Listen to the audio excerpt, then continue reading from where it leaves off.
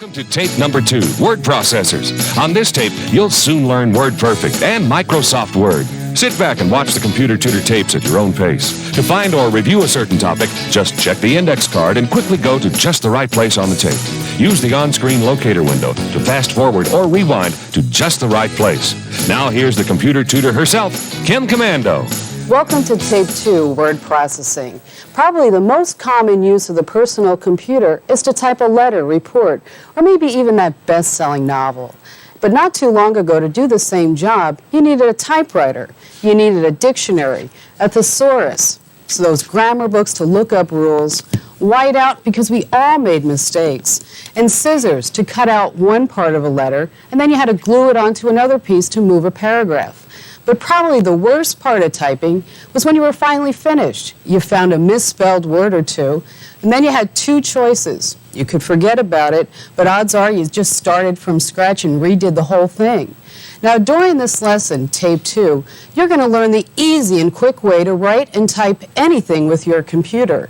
It's called word processing, and it takes all these tools and puts them inside a personal computer so I can use them. You're going to learn the most popular software programs, WordPerfect and Microsoft Word.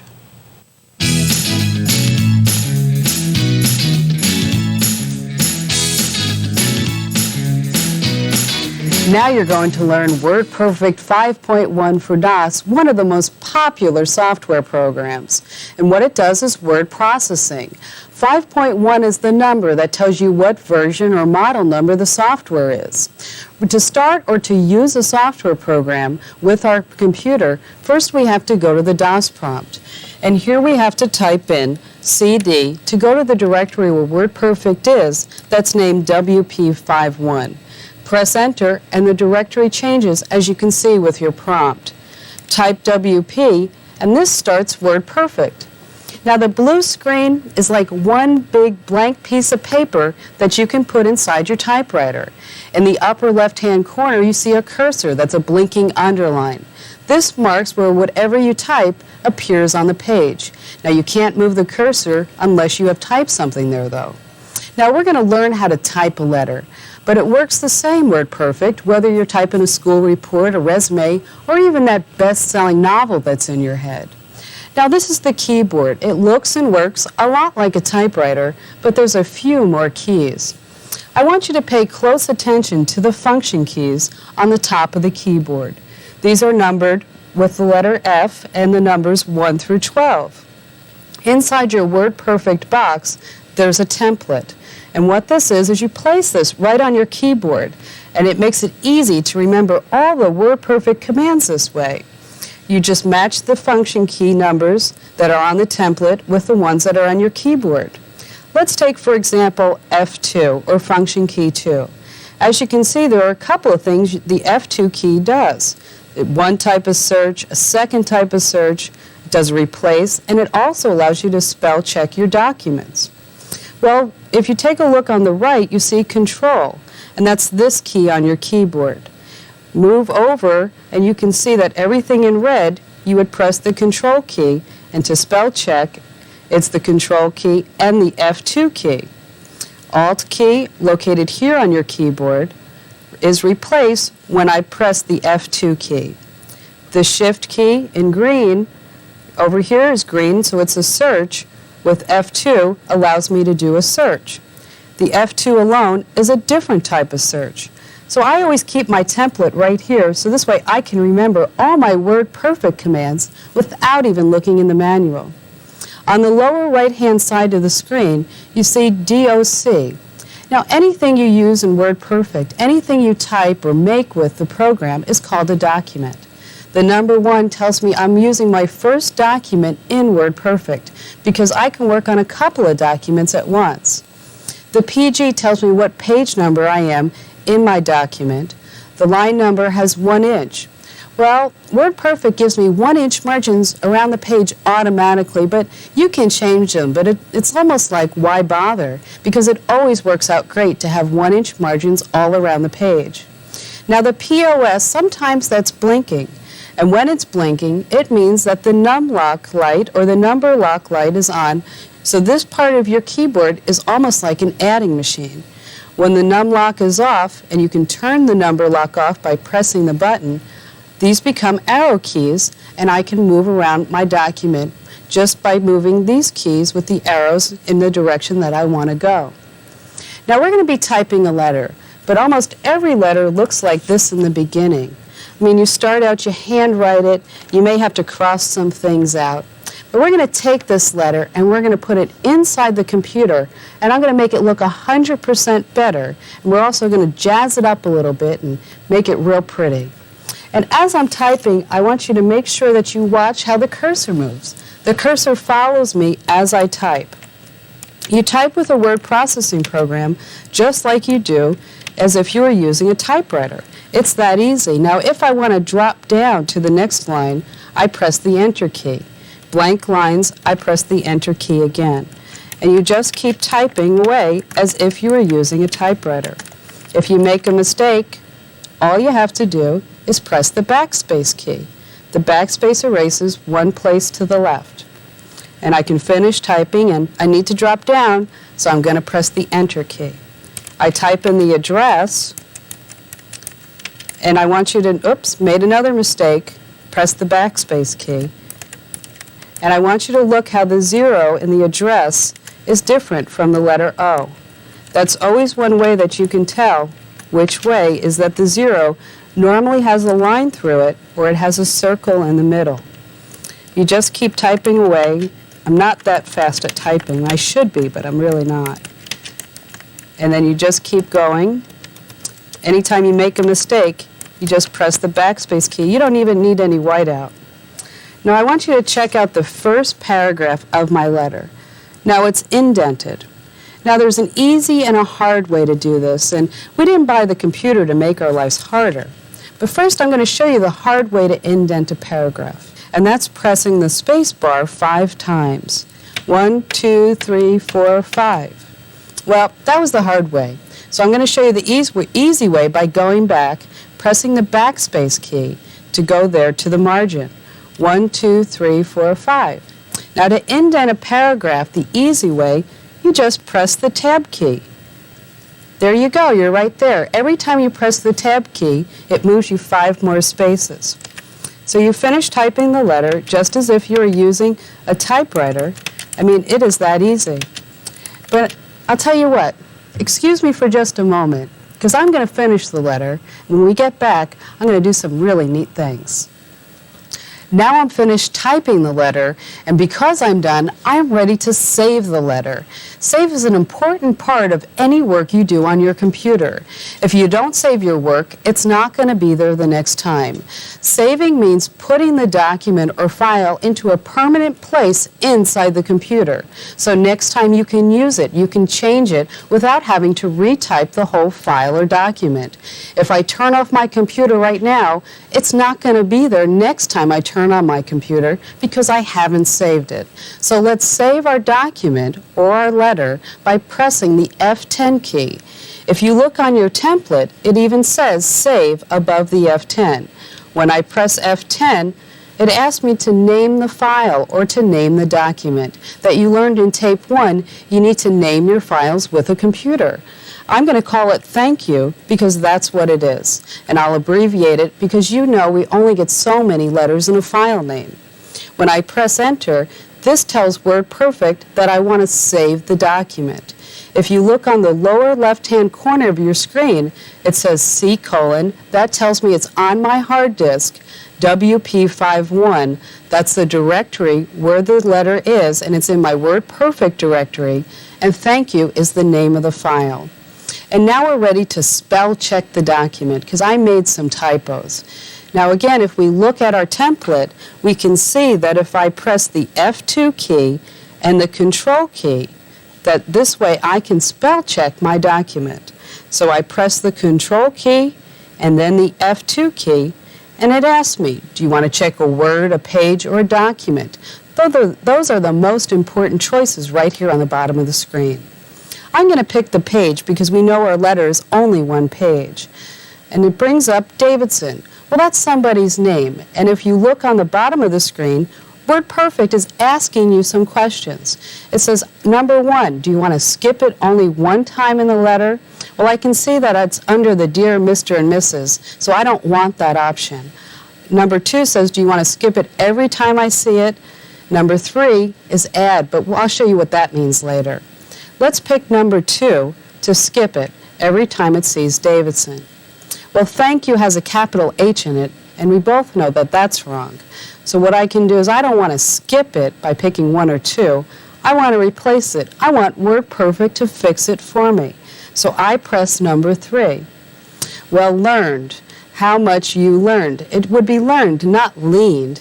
And so WordPerfect is asking me, do you want leaned, which I would pick by pressing the A on my keyboard, or do you want learned, that I pick by pressing B? Well, I want B. So I want it to be learned, so I press B.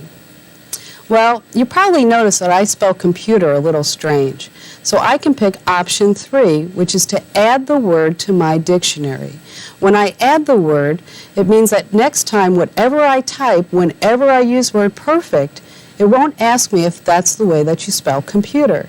See, inside WordPerfect, there's like an entire dictionary in there, and I can add my own special words. So I will add computer because I never want WordPerfect to think that I spelled it wrong.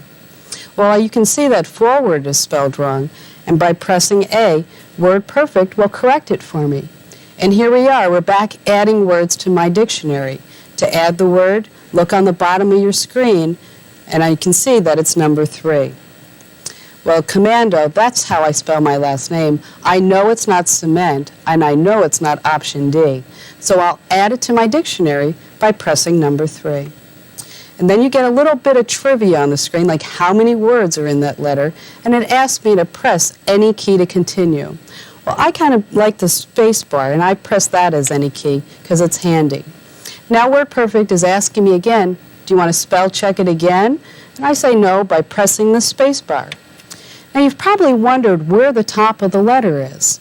Well, on a computer screen you only get 24 lines, but on a page you can have up to 55 lines. So there's 2 ways I can see the top of the page. I can move it with the cursor keys. By moving the cursor up there, I can see the top of the page. Or there's one special key that gets me there, and that's the page up key. By pressing the page up key one time, I'm up at the top of the letter. Now we should probably save our letter again because we spell checked it and there were a number of changes. Now if you take a look, the name of the file is still in the lower left-hand corner. When I press save, WordPerfect remembered that that's what I called it last time. So I can keep the name by pressing the enter key. It asked me if I want to replace the letter on the screen with the first time I saved it, and I'll pick Y for yes, and there I am. I saved my letter again. Now you won't see a name down there until you save the letter. Now we're ready to make the letter look really great. We're going to change some things in the letter, and when you change things on the screen, it'll appear when you print it out on paper. First, we're going to center a word, but you can center a sentence or even a paragraph. Let's say you wanted to make your own letterhead. Well, we have our cursor here at the very top of the screen, and up at the top, though, I need to put a couple of blank lines. But you know how to do this. I press the Enter key. I'll press the Enter key 4, maybe 5 times to give me enough space at the top of the page if I wanted to put maybe my logo or something. So I move the cursor arrow key to move the cursor up to the very top of the page. Just press it a couple of times and I'm right there. And now we're going to center some text at the very top of the page. And you remember how we used to do that in the old days? We'd count the spaces and then figure it out with a ruler, and maybe we got it right. Well, we're going to let the computer do the work for us. If we look at our template, we can see that right above the F6 key, it says center in green. This tells me that I need to press the Shift key and the F6 key in order to center text. I press the Shift key and the F6 key, and the cursor moves right in the center of the page automatically. And here I can type whatever I want. I'll type Computer Tutor. And as I type, the computer is figuring out automatically where the spacing should be so that Computer Tutor is right in the center. You don't have to do any more work than that. And now we're going to underline some text, and you see this a lot in business letters. We'll put a couple of lines right between the address and the salutation. So I'll move the cursor there by pressing the down arrow key till it gets right to the spot where I want to be. Well, I need to enter some lines in here, some blank lines, and I do that by pressing the enter key. So I'll put in maybe 3 lines here. Need to move the cursor up, so I'm going to press the up arrow on the cursor keys, and it puts me right where I need to be. Now to underline text, I want you to take a look at that template again. See if you can find it on F8. It says underline right above F8. So I need to underline something, so I'll press the F8 key. If you take a look in the lower right-hand corner of your screen, you can see that the position right after it, the number, has changed a bit. This tells me that the underline is on. If I turn the underline off, it's back to normal. But we want to underline, so I'll press the F8 key. I'll say regarding your letter. We see this a lot in business letters. Now on the screen, it doesn't look like it's underlined, but this is WordPerfect's way of telling us that it is underlined by highlighting it. When it gets out on paper, that you'll see later when we print the letter, it will be underlined. Now, bolding something is another thing that is done a lot in letters. It makes things really stand out, the words. So let's bold Computer Tutor right down here in the body of the letter. And I move the cursor right where I want it to be with the cursor arrow keys. We'll type Computer Tutor, but first we have to turn on the bold. Look at the F6 key right above it on the template. It says bold, so that means you know that by pressing the F6 key, whatever I type will be bold. Now take a look in the lower right-hand corner and you can see the position number. The number after the POS is now brighter, telling me that bold is on. To turn bold off, I press F6 and the number goes back to normal. But we want bold on, so I'll press the F6 key, and now we're ready to type Computer Tutor in bold. I'll type Computer Tutor, and you can see that the letters are brighter than the others on the screen, telling me that it's bold. Now to turn off the bold, how do we do it? We press the F6 key. Now we have 2 Computer Tutors there, and we need to get rid of one of them or to erase it. To delete it or to erase, I use the delete key. This erases 1 character to the left every time I press it. Remember, backspace erases to the left, delete erases to the right. And so now we're ready to save our letter with all these changes. To save a letter, I can look on my template, and right above the F10, it says Save. I'll press F10.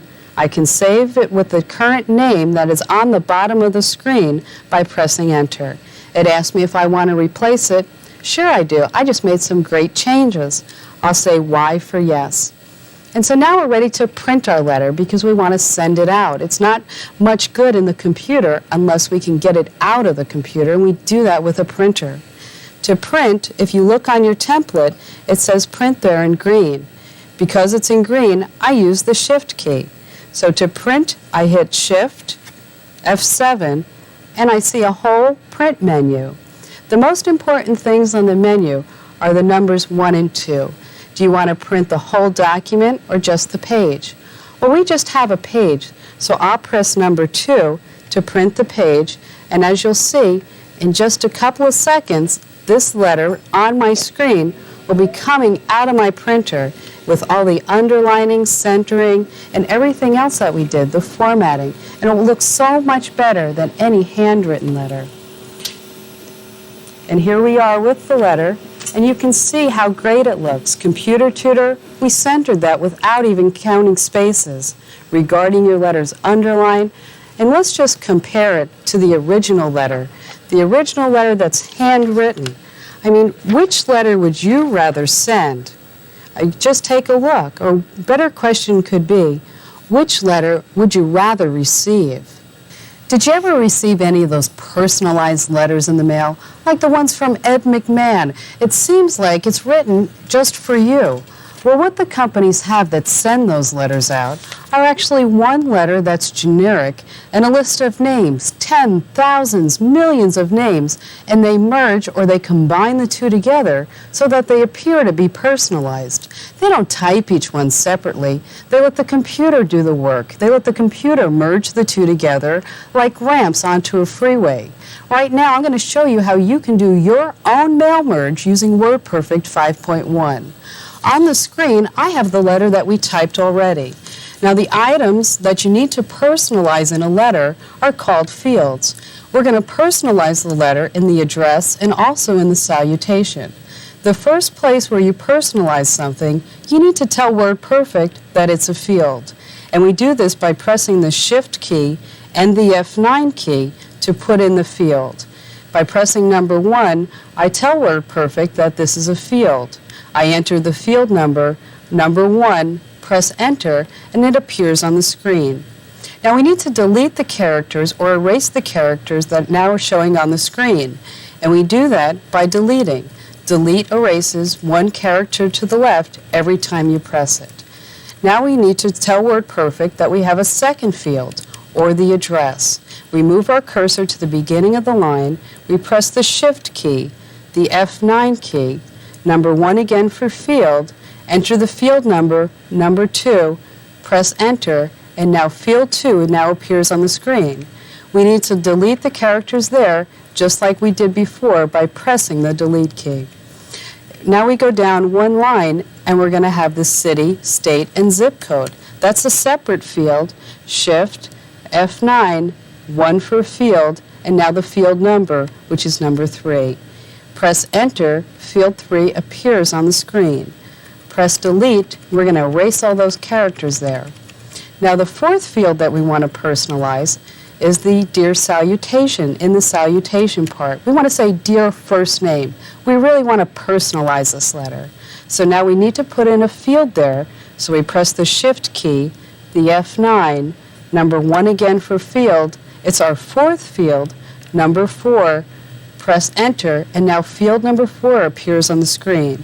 Press the delete key just as we did before, and we're all ready to now save the letter because next we have to put in our names and addresses. We save a letter, you remember how, by pressing the F10 key. We're going to call this one Thanks to separate it from the other letter called Thank You.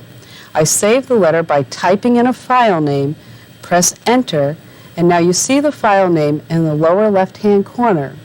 I need to clear the screen to put in my names and addresses, and I do this by pressing F7. We've already saved the document, so I can say no, and I don't want to exit WordPerfect. And now it's time to enter in all the names and addresses that we're going to personalize the letter with. My first person is Mr. Frank Ford, so I type in his name, and now we are at the end of this field, so I need to tell WordPerfect this. If I look at my template, right above F9, it says End Field. I press F9, and I'm automatically on the second field, and you can check at the bottom of the screen.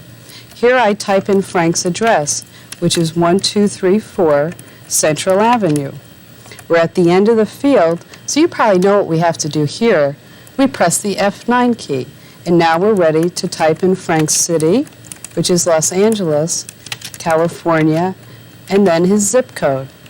We're at the end of the field. We press F9 again. Now this is the Dear part, the fourth field. So this is where I type in the first name of the person that will be receiving the letter. F9 again, and we have to do something special here. We need to tell WordPerfect that this is all the information needed for one letter. And I do this by pressing Shift F9, number 2. We need to end the record. Anybody that will be receiving the letter is called a record. And now I'm ready for my second person, who is Miss Carol Smith. Do it just as we did before, F9 for end field, Carol's address, which is P.O. Box 321. End the field, we need her city,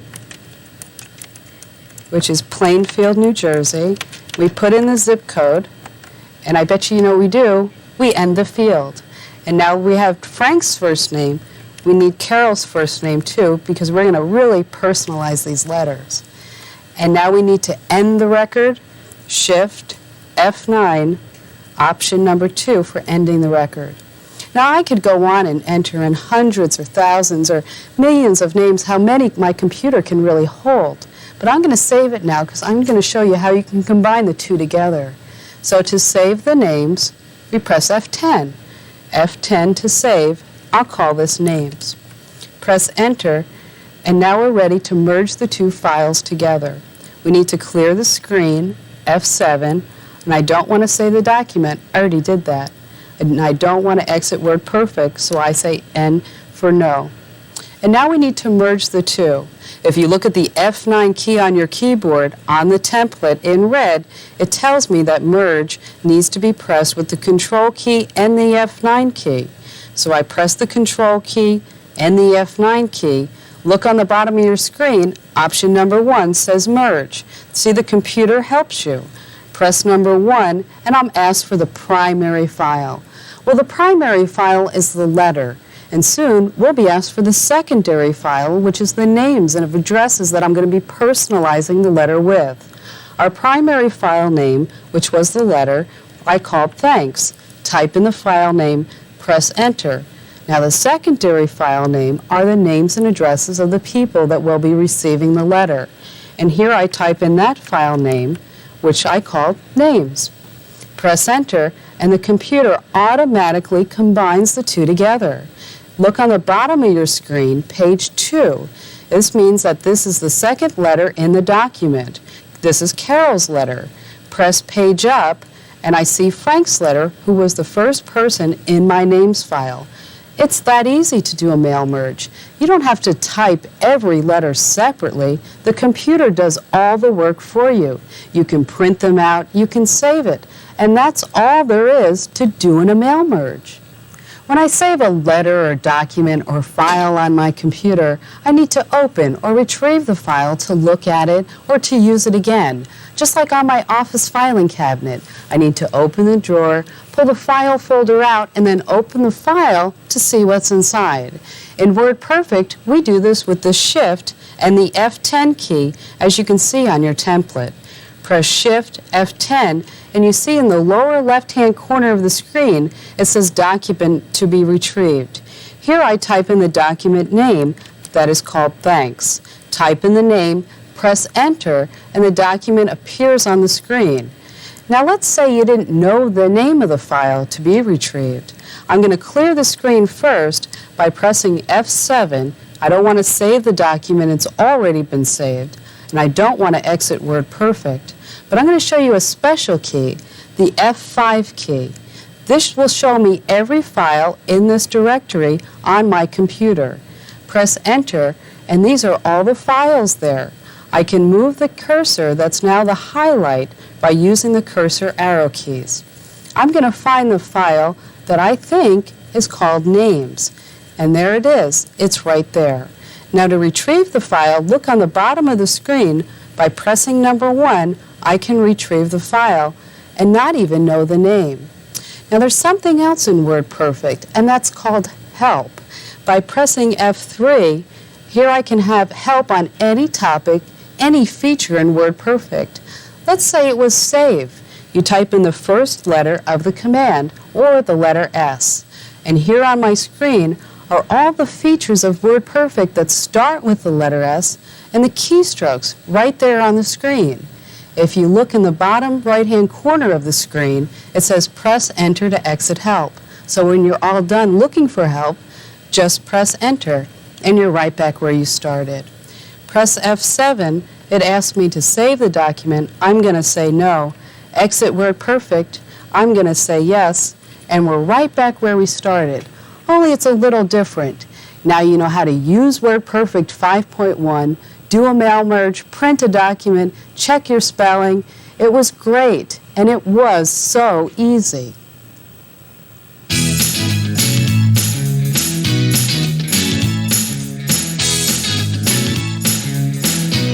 Now you're going to learn WordPerfect 5.2 for Windows.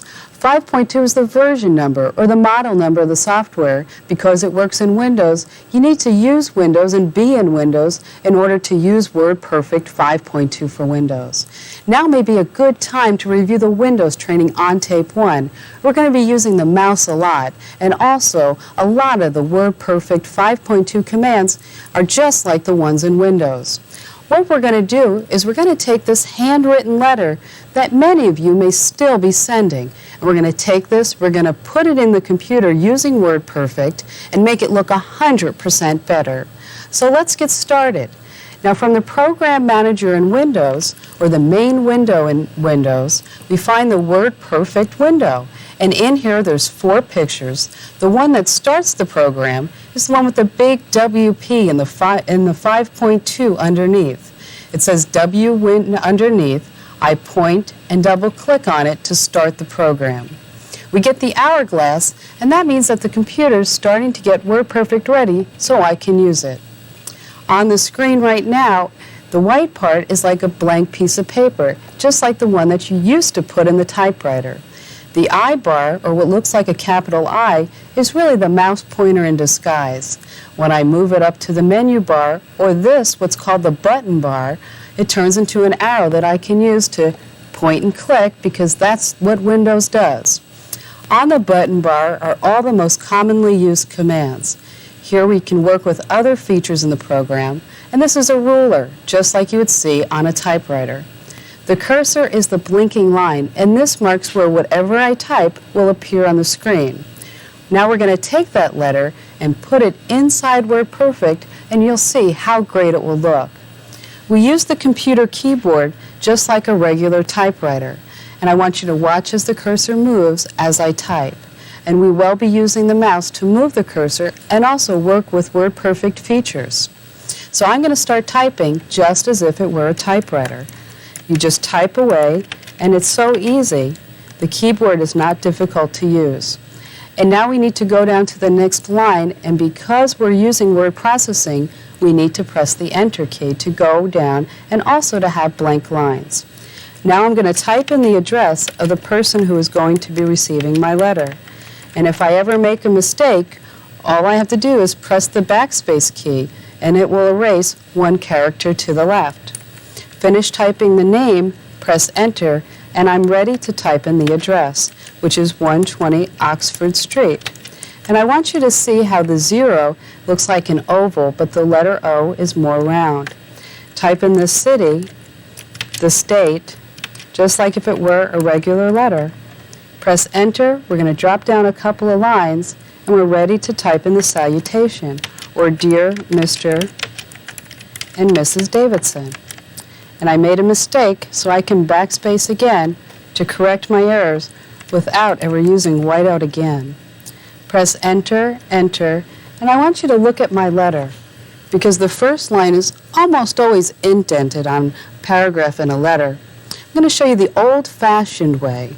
The old-fashioned way on a typewriter, we used to press the space bar, as many spaces as we wanted to get over there. I'm going to show you the new way, but first we have to backspace to the margin. The Tab key is on most computer keyboards. As a matter of fact, it's on all computer keyboards. And when you press that, it'll move you 5 spaces automatically. You don't even have to press the space bar again.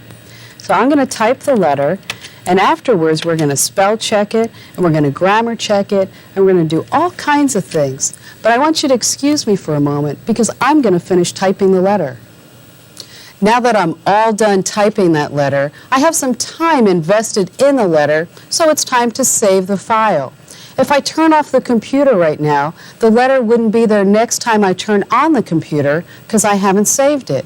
When you save something, you put it inside the computer's filing cabinet, just like in a regular office filing cabinet, where you need to open the drawer, put in a file folder, fill it up with information so you can look at the information again.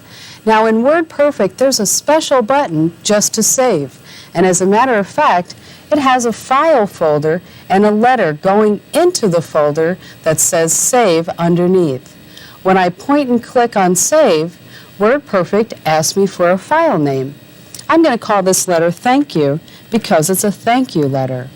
When I point and click on Save, WordPerfect saves the letter and puts it inside the computer so I can use it again.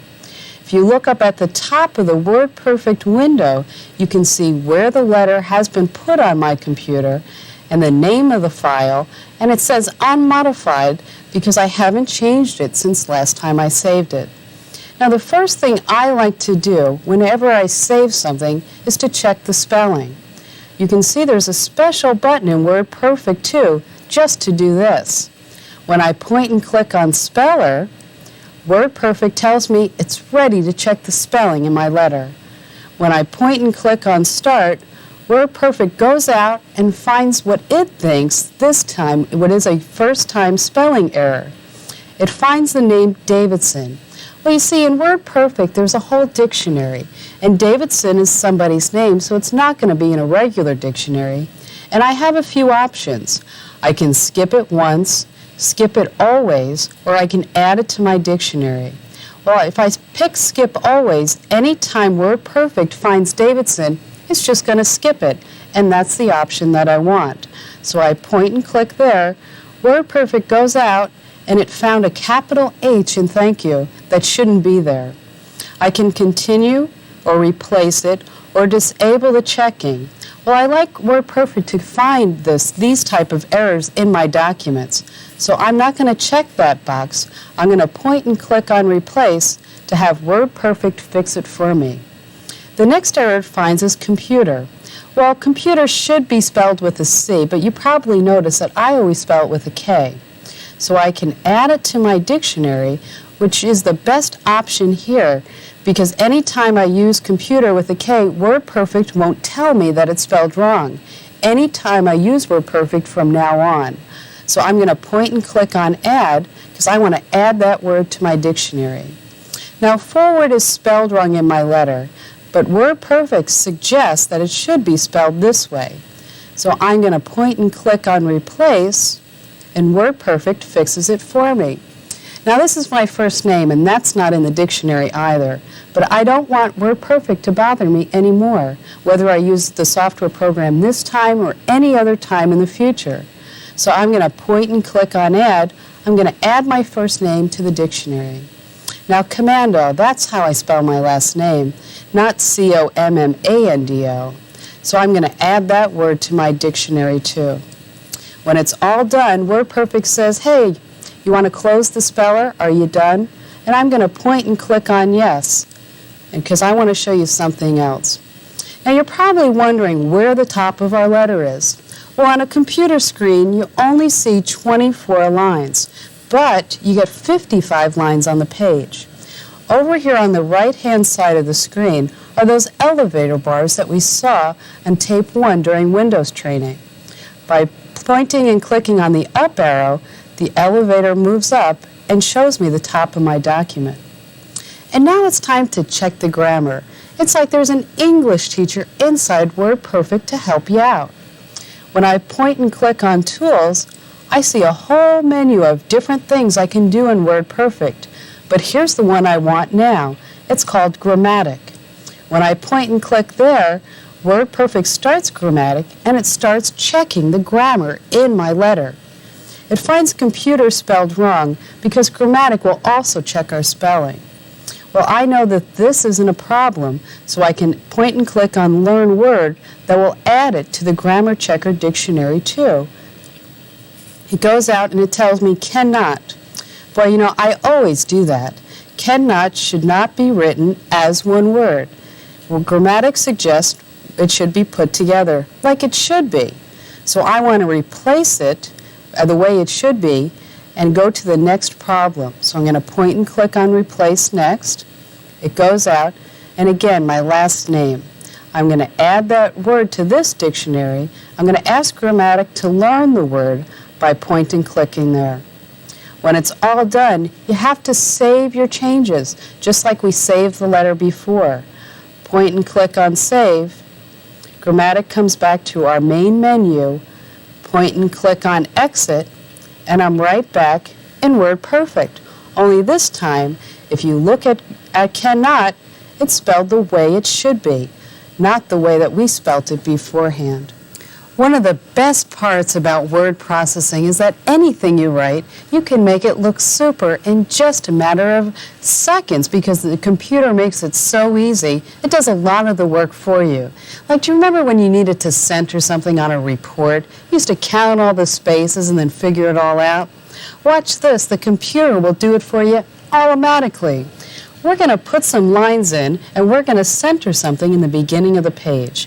First, we have to move the cursor. Now, we could use the arrow keys, but I'm going to show you a shortcut. First, we move the mouse pointer to where we want the cursor, point and click the left mouse button, and this drops the cursor right where the mouse was. So we need to put in some blank lines, and I do that by pressing the Enter key, which moves the letter down one line every time I press the Enter key.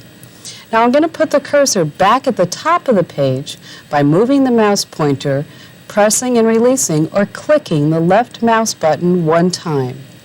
Now I'm going to type in what I want to center. I'm going to type Computer Tutor. Maybe I need to make my own letterhead for a while. And so now we move the cursor again to the beginning of the words or what we want to center. And I do that by moving the mouse pointer and clicking the left mouse button. Now we're going to highlight Computer Tutor by dragging the mouse over the words. And I do that by moving my mouse pointer, holding down the left mouse button, and dragging the mouse over. And this tells WordPerfect I want to do something special with the words that are highlighted. When something's highlighted, it's a different color. Now over here on the button bar, there's a special button just to center. It has an L on it right now, and that stands for left justification in a letter, or all the lines are go against the left margin, as you can even see in the picture. Point and click there, and it opens up a whole menu. I'm going to drag the mouse down to center, because that's what I want to do. Release the left mouse button, and it goes right in the center of the page automatically. Now I'm going to make Computer Tutor really stand out in this letter. I'm going to make the size bigger with the letters. And I'm sure you can figure out by now which button I'm going to push. It's the one with size on it. I point and click there, and a whole bunch of options show up. Now the bigger the number, the bigger the letters. So I'm going to pick 24 because that's a good size for this letter. Hold down the left mouse button, release it, and bingo, Computer Tutor, it's there. It's that big, and it's that easy. So now we're going to bold some text, which will make the letters stand out. I'm going to bold Computer Tutor in my letter. So I move my mouse pointer down there. We're going to highlight Computer Tutor here, and I drop the cursor by pushing and releasing or clicking the left mouse button. Now we need to highlight Computer Tutor, so you know how to do that. We have the mouse pointer there. We push the left mouse button and drag it across the words that we're going to bold. Now up on the top of the menu, there's something that's called a font. And if you don't know what a font is, it's just a typeface. It's a Courier or it's a Times Roman. It's just a typeface of what the characters look like. Point and click there, and it opens up a whole menu of options, but we're going to use this one called Font. And you see the bold option? I'm going to drag the mouse all the way there, and once I'm there, I'm going to release the left mouse button that will make Computer Tutor really stand out. Now, there's a lot of things you can use bold for. Maybe the title of a report, your company name in letters, or maybe a movie, anything that you want to stand out in a letter. Let me show you how to underline right now. I want to underline happy computing in the last line of my letter. I drop the mouse pointer there, and I drop the cursor there by pushing and releasing the left mouse button. And there's the cursor. We're going to highlight happy computing because that's what I want to underline. So I drag the mouse over it to highlight it, and when I reach the end, I release on the left mouse button. Point and click on Font, and I see I can underline or double underline. I'm just going to pick underline for right now. Point and click there, and now happy computing, as you see, is underlined. It's that easy to make anything you write look really great. And now that we made all these changes, we're going to save the letter. And we save a letter by pointing and clicking on Save. And again, it's like a letter going into a file folder. Point and click there, and the letter has been saved. And you can tell by looking at the top in the title bar. But let's say you wanted to add more letters or more words in the middle of your letter.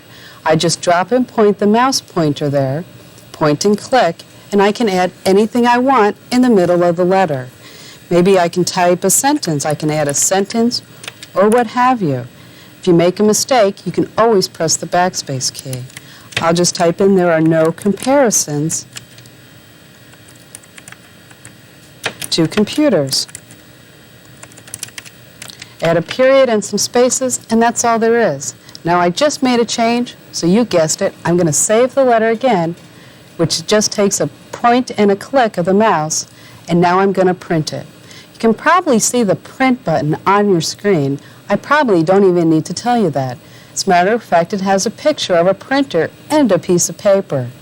Point and click on print, and you can print anything that you do with WordPerfect as long as you have a printer connected to your computer. The most important button is down here, where it actually says print there. Point and click on print, and in just a matter of seconds, your work is coming out of the computer. And that's what a printer does. It takes the work from your computer and puts it on paper. And it's that easy to type a letter and print. You never have to use a typewriter again after using word processing. And here comes my letter now. You can see that it just looks wonderful. Look how great this letter looks. And so I want you to take a look at this letter that I just did in just a matter of minutes, and a handwritten letter that maybe some people are still sending. And you can tell the difference right away. So the question is, which letter would you rather sign your name to? I bet you it's this one that you did with word processing. Have you ever needed to send one letter to a bunch of people? Maybe you're in business and you want to send a letter to all your customers announcing a new sale or maybe a new marketing representative in your company. If you're in business, it's proper etiquette to send a thank you letter to everybody that went to a meeting or seminar. And in your personal life, a thank you letter to everybody that went to a party is always a good idea. Well, there's a special feature in WordPerfect 5.2 for Windows. It's called a mail merge, and it makes sending one letter personalized to a bunch of people a piece of cake. What you have is one letter that's generic, and then you have a list of names and addresses, and with a merge, you combine the two so each letter is personalized without retyping every letter separately. I'm going to show you how to do it right now with WordPerfect 5.2. Now in WordPerfect 5.2, you have a button bar. When you buy the program and when you start the program, it's there automatically. It's called the default button bar. Now you can change the button bar by first pressing the right mouse button. When you do that, a whole menu opens up with all different kinds of button bars. You can change it, and I'm going to change it to the merge button bar just by pointing and clicking on the merge button bar. And when I do that, I get a whole new set of buttons. And you can change it back. All you have to do is point on the button bar, press the right mouse button, point and click again on the WP on the bottom. That's the default button bar. And you're right back where you started with all the buttons you've already known. But we're going to use the merge button bar, so I'm going to open it up again by pointing and clicking the right mouse button. Point and click on the merge button bar, and we get all the buttons that we need to do a mail merge. They're right there in front of us. So the place to start is with the items that we need to personalize. Any item that we need to personalize in a letter is called a field. They could have called it an item, but it's called a field. So here we are at the cursor that marks the first field that we're going to be personalizing in our letter. Point and click on field, and it asks me to enter a field name or number. I'm just going to use numbers because it kind of makes it easier. The number 1 for the first field in our letter. Point and click on OK, and you see that field 1 appears on the screen. Press the delete key to erase the characters to the right, because we don't want those characters in every letter. The second field will be the address, so I move the cursor there by moving the mouse pointer and pushing and releasing the left mouse button one time or clicking. We add a field by pointing and clicking on field, We add a name or number, but I'm going to stick with numbers. The number 2 for the second field. Point and click on OK, and field 2 appears right on the screen. Press the delete key, and it erases all the characters. Now, you're probably going to guess what we're going to do now. We're going to put in the third field. First, we move the cursor there with the mouse by clicking the left mouse button after the mouse pointer's there. Point and click on field. We have the number 3 because it's our third field. Point and click on OK, and we have field 3 right on the screen. Delete, delete, delete all the characters you don't want. Now the next field we need to personalize, it's in the salutation. We need to say dear first name. We don't want dear Mr. or Mrs. Davidson on all our letters. So we move the mouse pointer up to field. It's our fourth field, number 4. Point and click on OK, and I have dear field 4, but we're going to personalize that. Erase all the characters you don't need by pressing the delete key. Now we need to save this letter with all the merge codes inside. So if I point and click on File, you know from watching the Windows tape that there's an option to save. So I point and click on Save, and it saves the letter with all my merge codes inside. You know, I'd like to give you a little tip about saving. Number 1, you can really never do it often enough. And number 2, when you're naming those files, make sure they mean something. Make sure they're descriptive so you can tell what's inside just by looking at them. Now it's time to put those names that we're going to be merging with this letter.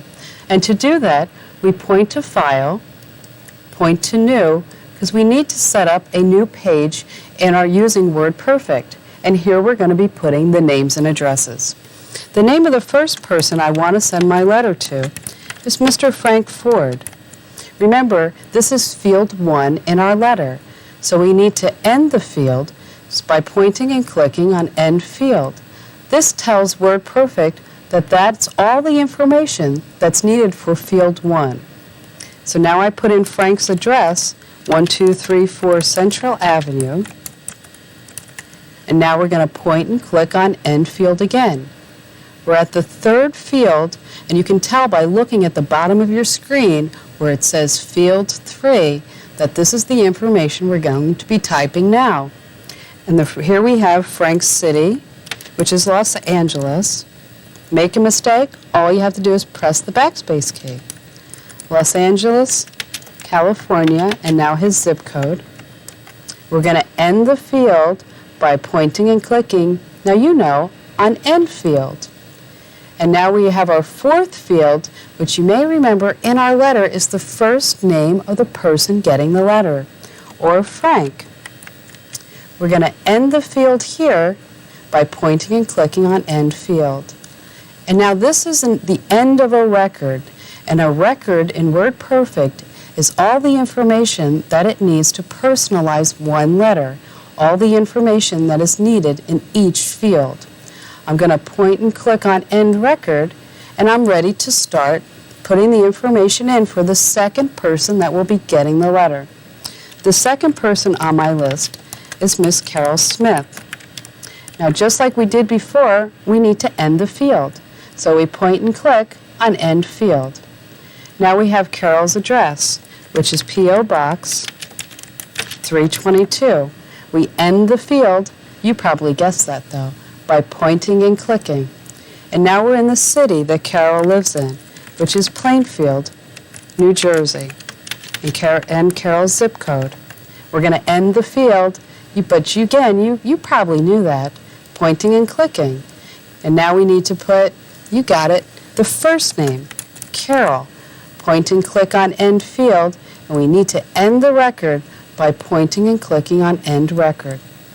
Now, I could enter in as many names as I wanted, but I think you got the gist of it. You type in the information as relates to the fields, End Field, end the record, and there you go. These are the names that we're going to be putting in our letter. So now I need to save this. So I point and click on File, point and click on Save, and again, it asks me for a file name. I'm going to call this Names because these are names that are going to go in my thank you letter. So I point and click on Save, and you can see I have names at the top of the screen. Now I'm going to close this file by clicking on File and dragging it down to Close. And here's my letter. And so now I'm ready to do the mail merge. But first, I have to close this letter here too. So I click on File, click on Close, and I'm ready to do my mail merge. There's a special button on the button bar, and I bet you know which one it is.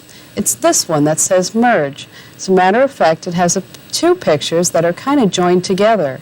In this way, we are combining the contents of one letter with the information in a second document. When I click there, it asks me for the primary file name, which I know is thank you. Now the primary file name is always the letter, so I'll type in thank you. Now the secondary file name is the names, and I go there, I move the cursor by dropping the cursor there with the mouse pointer and then clicking the left mouse button. I type in the secondary file name, which is names. Click on OK, and WordPerfect did the mail merge. It was that easy. And if you look on the bottom of your screen, it says page 2. Watch what's on page 1. And I get there by pressing the page up key, or I can always scroll, but I'm just going to hit the page up key. When I do that, it keeps taking me up all the way to the top of the document. So you can see Frank has the same letter. It's that easy. Letters can be personalized. You can merge as much information as you want. You can print out the letters. You can save them. It's that easy to create personalized letters for anybody that you want to send a letter to. Now, when you save a file or document with WordPerfect, you know it goes into the computer's filing cabinet. So you need to open the filing cabinet in order to use or change that file again. As a matter of fact, if you look at the button bar on WordPerfect 5.2, it even has an open file folder. When I click there, all the files in my WP-Win directory appear, and to pick one, all I have to do is use the mouse, or I could type in the file name. I want to find the file called Thank You, so I click on the down arrow until it appears. Once it's there, I click on the file to highlight the file to say that's the one that I want to get. Click on Open, and the file appears on the screen, just like that. And when you're all done with WordPerfect and when you've saved all your documents and you're ready to quit for the day, all you have to do, and you probably know this from watching the Windows training, is point on File, click on Exit, and there we are. We're back in the safety of Windows. And you just learned WordPerfect 5.2 for Windows. Congratulations. I mean, it is so easy. You can spell check your documents. You'll never send out a letter with bad grammar again. And I just want to say congratulations. You did it.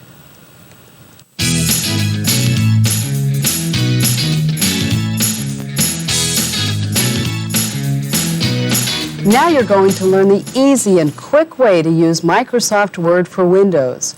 You may hear it called WinWord or just Word. It's still the same. It's Microsoft's Word for Windows. It's a word processing program that's good for typing a short note, a long document, a report, or maybe even a best-selling novel. With the program, you can check your grammar, check your spelling, and do other things that you'll see soon. What we're going to do is we're going to take a handwritten letter that maybe you're still sending out, and we're going to put it in Microsoft Word and make it look 100% better. And you'll see this in just a moment. Now, Microsoft Word, you need to be in Windows to use the program. And if it's been a while since you reviewed the Windows section on tape 1, now's a good time to do it because we use the mouse, we use Windows, and if you know Windows, it will make learning Microsoft Word a snap. So let's use Microsoft Word now. Now the icon that starts Microsoft Word looks like a piece of paper and a big W just flew off the page. It says Microsoft Word underneath. To start the program, to use the program, I point to it and I double click. You see the hourglass that tells me the program is getting ready for me to use it. Now the top two lines look like most Windows programs. Here we have a toolbar, and these are shortcuts. Each picture or icon is a different feature of Microsoft Windows. This is a ribbon or a ruler that you may be familiar with on a typewriter. The white space on the page is like a blank piece of paper. It's a little smaller than a piece of paper. On a computer screen, you can only see 24 lines. On a piece of paper, you get up to 55 lines or more on the page. The blinking line is called the cursor. It marks where whatever we type will appear on the page. I want you to watch the cursor as it moves as I type. So let's type that letter. We start at the top with the address, or December 24th, and you type just as if it were a typewriter. When you reach the end of a line, you need to press Enter. To get some blank lines, you press Enter. And now I'm ready to type the person's address who will be receiving the letter. First their name, and if you make a mistake, all you have to do is press the backspace key. Press the backspace key and it erases one character to the left. Press Enter and I'm ready to type in their address, which is 120 Oxford Street. Take a look at the way the 0 is more oval than the letter O. That's an easy way to tell which letter you typed. The city, which is Phoenix, the state, Arizona, and now we're ready for the zip code. Type Enter, and now we need to get a few blank lines so you know what to do. We press Enter. And now we're ready for the salutation. And I type in Dear Mr. and Mrs. Davidson, just as if I were using a typewriter. It's that easy. And now we need to go to the next line so you know what to do. We press the Enter key. Press the Enter, and I want you to take a look, though, at the first line in the body of the letter. It's indented a little bit. Well, there's the old-fashioned way, and there's an easy way to do it. But first, I'll show you the old-fashioned way. With a typewriter, we used to press the space bar 5 times. 1, 2, 3, 4, 5, to indent a paragraph. Now I'm going to show you the easy way, but first we have to backspace to the margin. 1, 2, 3, 4, 5. Now on our computer keyboard, there's a tab key. When we press the tab key, it indents the paragraph automatically. So I press the tab key, the cursor moves over, and now I'm ready to finish typing my letter. And you have to excuse me for just a moment because I'm going to finish typing this letter. And when we get back, we're going to do some really neat things. And now that I'm all done typing that letter and I have some time invested in it, it's time to save the file. If I were to turn off the computer right now, the letter would be gone the next time I turned on the computer. I need to save the file, so this way I can use it, I can change it again. When you save something, you put it inside the computer's filing cabinet, just like a regular office filing cabinet. When you open the drawer, put in the file folders, put in the information so you can look at it again. Now in Microsoft Word, there's a special icon just to save. Come here, we'll do it right now. It's up here on the top. As a matter of fact, it has a diskette on it. When I point and click on it, Microsoft Word asks me to name the file. I'll call this Thank You because it's a thank you letter. Point and click on OK, and Microsoft Word will ask me if I want more information about that file. It makes it easier when you want to know what's inside a file without actually opening it up. I don't want to enter in anything now, so I'm going to point and click on OK, and the file has been saved. You can tell by looking at the window up above where it says Microsoft Word. Here's the name of the file and the DOC extension. Microsoft Word gives every letter written with it the DOC extension.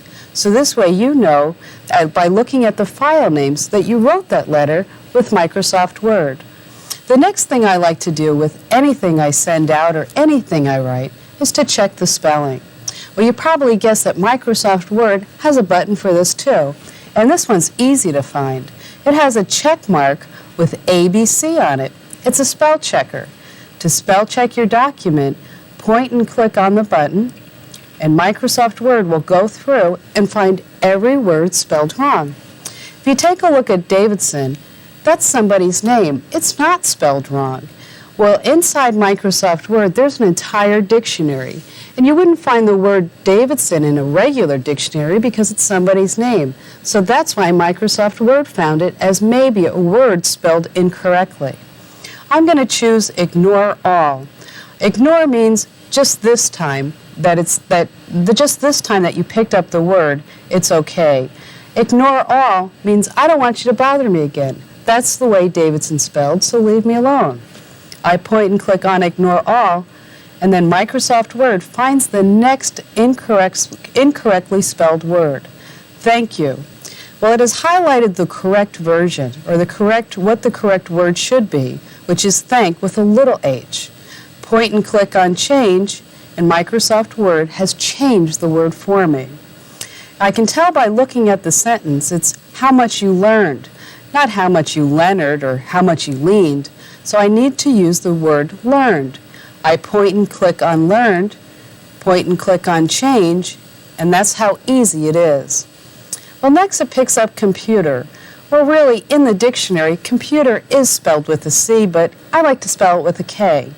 So there's a special button for this one. It's called the Add button.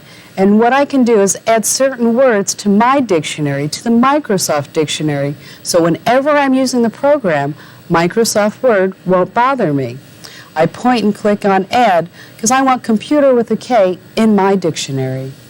Forward, I look forward. Well, there's not two A's in forward, but Microsoft Word found what it should be.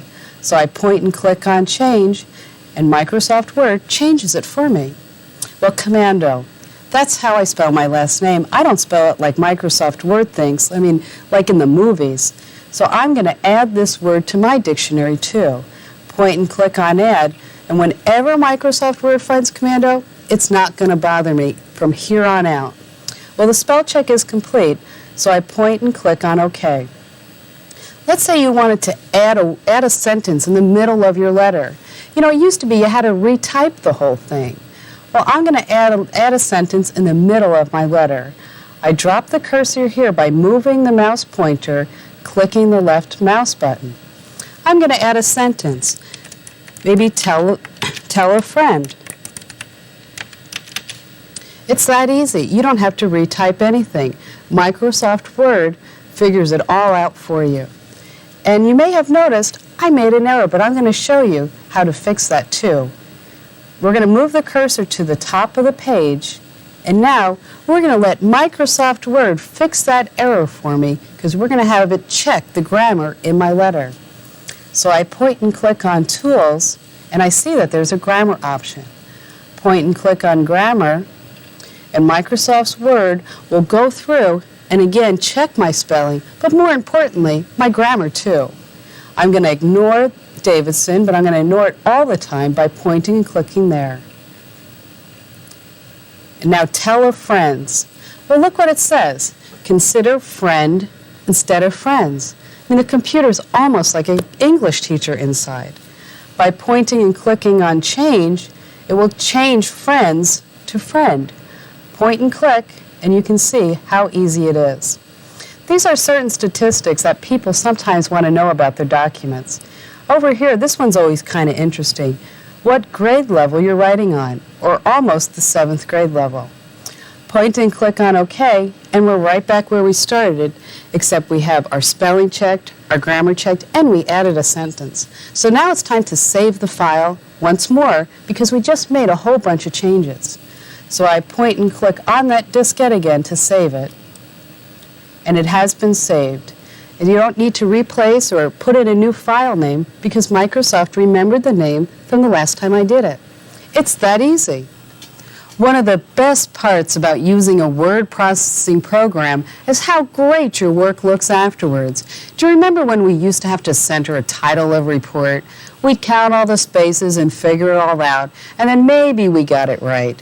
Well, with Microsoft Word and with word processing programs, all I have to do is click a mouse button. It's that easy. Come on now, and I'm going to show you how. First, we have the cursor at the top of the document. I need to push the letter down by inserting some lines, and I do that, by pressing the Enter key. I'm going to push the letter down a little bit to make room for Computer Tutor in the center. I move the cursor up. I'll do it this time because it's easier with the arrow keys. I type in what I want to center, which are the words Computer Tutor. And once it's all done, once I'm done typing the words, I need to highlight it. And we've done that before. We put the mouse pointer at the beginning of the words that we want to highlight, click the left mouse button to to drop the cursor there. And now while holding the left mouse button, I slide across and I drag the mouse all the way across the words. When I'm at the end, I release the left mouse button. It's highlighted now, so Microsoft Word knows that we're going to be doing something different with it. Over here on our toolbar, we see that some words are over to the left, some are center, some are right, and some are fully justified, or what's called fully justified on both sides. Well, which one do you think we want? It's the button that's centered, you know that. So I point and click there, and it's right there. I didn't even have to count any spaces. Well, let's make Computer Tutor really big by pointing and clicking on this button with the number on it. This is the point size of the text that is on the screen. I point and click there, and how about if we pick 22? That should be a good size. So I point and click there, and now Computer Tutor, it really stands out. Let's say you wanted to bold something. We use bolding a lot and when we want to show something special in a letter, or we want to draw attention to something. I want to bold Computer Tutor down here in my letter, so I move the cursor down there by pointing and clicking. Hold down the left mouse button and drag across to highlight Computer Tutor or whatever you want to bold. Release the left mouse button, and now it's highlighted, again telling Word that I want to do something different with it. Point and click on the B for bold, and watch this. That's it. That's all it took to make Computer Tutor bold. You can see how it's a little different. Well, I want to underline something in the last sentence of my letter. Now to do that, I can't see it. So I'm going to point and click on the down arrow. Here comes down that elevator, and soon the bottom of my letter will appear. It's right there, and you can see the elevator moving. I'm going to underline Happy Computing. We do it the same way, so you probably could tell me how to do it. I'm going to put the cursor there by pointing and clicking with the mouse. Hold down the left mouse button to highlight it. When I reach the end, you guessed it, I release on the left mouse button. Now see this U right here? That stands for underline. There's even a line underneath the U. I point and click there, and here I'll show you by moving the highlight, and you can see that Happy Computing, it's underlined. So now we just made all these changes, so we better save the file again. So how did we save last time? It was that diskette up there. So I point and click on that, and the file has been saved again. So let's print out our letter. I want to show you how great it really looks. Now I bet you know that there's a button for this somewhere on the toolbar. It's this one with the printer and the piece of paper coming out of it. I mean, it's kind of hard to miss that one. Point and click on the printer, and soon my letter will be coming out of the document, and it's so much easier than using a typewriter. And I'm going to show you, it looks better than almost any typewriter could do any good day of the week. And it just takes us just a second for my letter to come out, and as it does, you'll see how great it looks, and everything that we centered, everything that we bold and underlined, it's all there. And I'm going to show you that handwritten letter again, just to prove to you what a big difference it makes knowing how to just type a letter using Microsoft Word. How long do you think it would take you to send a personalized letter to 20 people, 50 people, 100 people? What if I told you could do it in a few minutes using Mail Merge, a feature in Microsoft Word? With Mail Merge, you could send a personalized letter to all your customers, telling them about a great sale. You could send a letter to all your business associates, thanking them for attending a seminar. And it's all done with Mail Merge. And what it is we take one letter, a generic letter, and we take a list of names and addresses, and we combine the two to personalize each letter. It's almost like ramps on a highway that lead right into the freeway. They combine the two. So come on, I'm going to teach you how to do a mail merge in just a matter of minutes. First, we start off with the generic letter that we're going to be using in the mail merge. We move our mouse pointer to File. We point and click to open the menu. And we move our mouse pointer, we drag it all the way down to Print Merge. When there, I release the left mouse button, and as you can see, here's a picture of what I was explaining. our names and addresses. This is our letter, and together we have all these personalized letters. We need to attach a data file, and a data file is just a technical word for all the names and addresses. I point and click there, and it says, do you have an existing data file that I could type in here, or do you want to create a new file of names and addresses? Which that's what we're going to do right now. So I'm going to point and click on Create a Data File. And here we have something that's called field names. Well, really all a field name is are those items in a letter that we're going to be personalizing. The first one is the first part of somebody's address, or their name, Mr. and Mrs., or what have you. So I'll call this field Name. When we're done, we point and click on Add, because we're going to add that as a data file. The next field name we need is the person's address, so I'll call this Address. I point and click on Add, and you can see it's also been added to our fields. The third thing we need to create in our data file is the second part of somebody's address, their city, state, and zip code, and I'll call this field Address 2. Point and click on Add, and there we go. Now the fourth thing we need to create a data file for is the person's first name that would appear here in a personalized letter. And I'll call that field First Name. Now you may be wondering why there isn't a space there in between first and name. Well, you can't have them in field names, so that's why. I'll point and click on Add, and we're all done, so I'll point and click on OK. We can save this field as a name, as a file name. So I'll just call this Names. Point and click on OK, and here we are. We're all ready to enter in the people that will be receiving the information, as well as all their addresses and their first name that we're going to use to personalize those letters. I'm going to start off with the person first on my list, who's Mr. Frank Ford. And you just type in the person's address, and now we need to move and type in their address over here. So how are we going to do it? Well, I'm sure you figured out that we could always use the mouse pointer because it's used a lot in Windows. A shortcut is, though, to just press the Tab key, and it brings us right to the next window there. I'll type in his address, which is 1234 Central Avenue, and if you ever make a mistake here, the backspace works too. Tab over to the next part of his address so I can put in the city, the state, made a mistake, their state, and the zip code. And you don't have to worry about fitting it all in the box. See, Microsoft Word does it for you automatically. And now we need to put in the first name, or Frank. Now we need to add another name to our data file. So I do that by pressing the Tab key. It brings me down to a new line, and I'll type in Miss Carol Smith, because she's the second person who will be receiving our letter.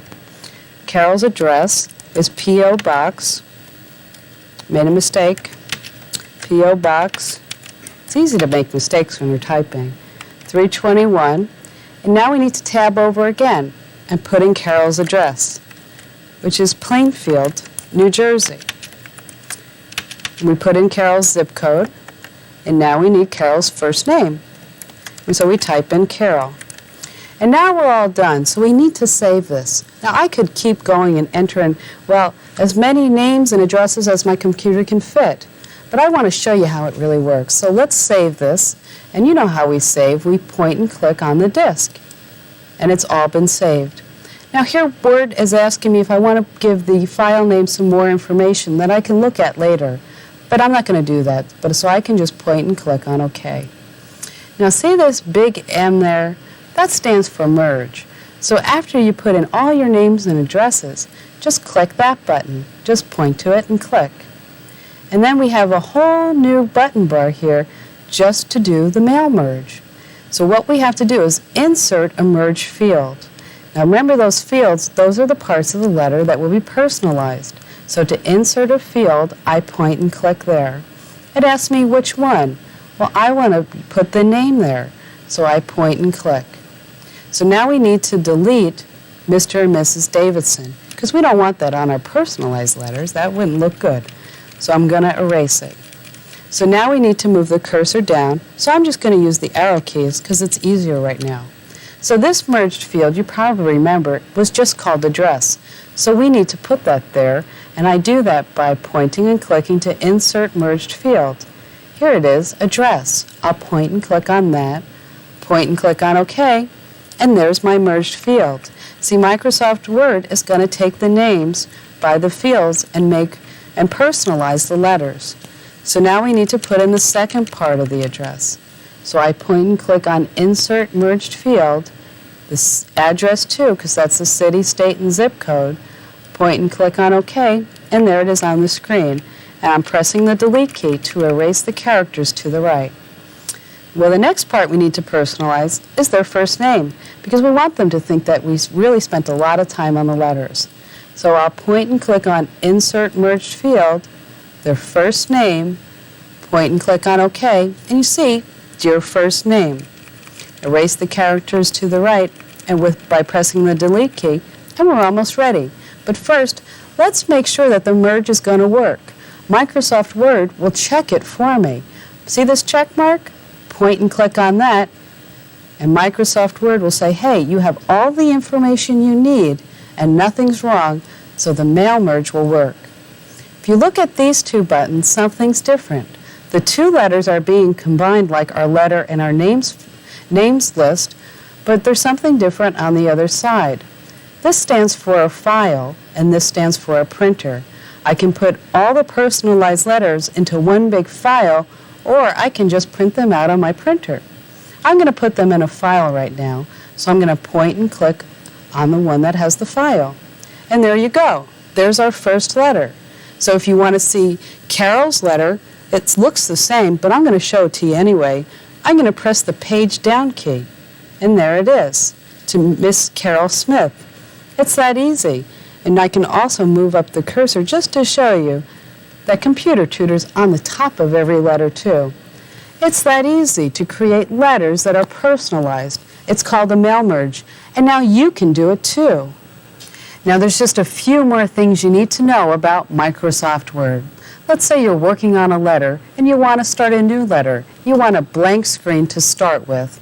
Well, here I'll show you how to do it. And you probably guessed that there's a button for this too. It's right up here. It looks like a blank piece of paper. I have a letter on my screen now, but when I point and click to the blank piece of paper, I get a whole fresh screen and I can type a new letter. And Microsoft Word tells me by putting the number 2 after the document. But let's say you want to get a file that's in your computer. It's in the filing cabinet. Well, if you look up here, there's an open file folder. And I bet you know that by pressing that, by clicking with the left mouse button, I have all the files in my computer I can use. I can type the name here, or I can just select it by moving the mouse pointer and clicking the left mouse button. I'll highlight Thank You letter because that's the letter we typed earlier. I'll point and click on OK to get the letter, and there it is on my screen. So when you're all done with Microsoft Word and you've saved all your files and you're ready to quit, well, you probably know the way to do it because I showed you in Windows. You point and click on File, you point and click on Exit, and you're right back to Windows because that's the way that most Windows programs work. And so now you've just learned Microsoft Word. Well, congratulations. And why would you ever use a typewriter now that you can use a word processing software program? Why would you ever send a handwritten letter again? It's so much easier with a computer, and your work, it looks so much better.